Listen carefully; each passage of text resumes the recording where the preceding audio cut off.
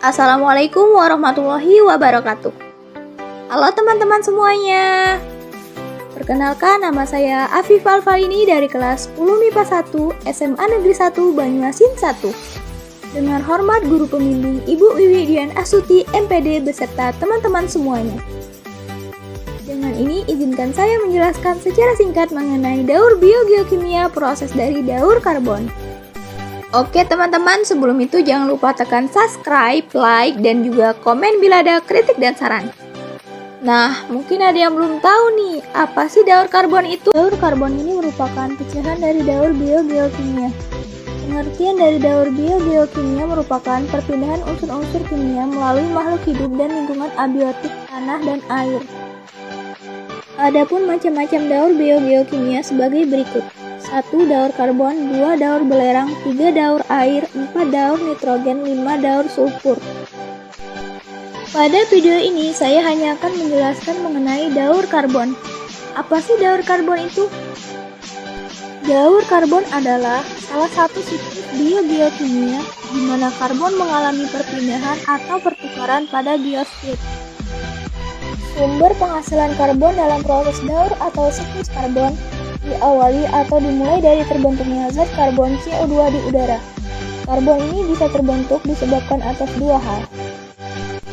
1. Karena aktivitas organisme yaitu fotosintesis. Saat terjadi fotosintesis, tumbuhan hijau akan menggunakan energi radiasi matahari sebagai alat untuk mengubah air serta CO2 menjadi karbohidrat. Respirasi yaitu proses penguraian bahan makanan untuk menghasilkan sebuah energi. Proses ini dapat terjadi pada stomata atau mulut daun. 2. Karena aktivitas alam. Contohnya erupsi dari vulkanik akibat dari gunung berapi yang mengeluarkan larva. Organisme yang terlibat dalam karbon terdiri dari hewan, manusia, dan tumbuhan. Selain itu, organisme pengurai seperti bakteri dan jamur juga terlibat di dalamnya. Agar lebih jelasnya, perhatikan gambar berikut. Dari gambar tersebut dapat kita simpulkan bahwa karbon di atmosfer berbentuk gas CO2.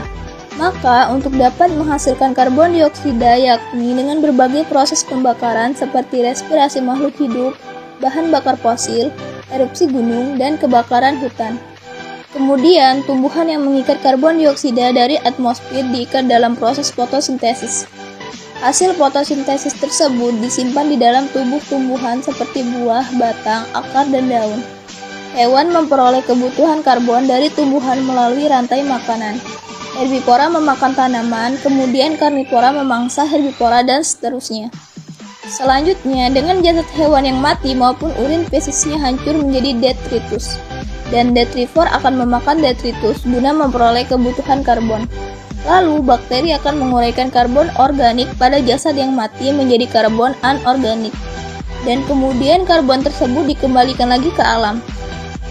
Karbon anorganik yang terurai dari jasad mati tertimbun terus-menerus di lapisan bumi membentuk bahan bakar fosil. Bahan bakar fosil inilah digunakan sebagai sumber energi. Sampai di sini dulu ya. Mohon maaf jika ada salah kata. Saya akhiri. Wassalamualaikum warahmatullahi wabarakatuh. Bye-bye.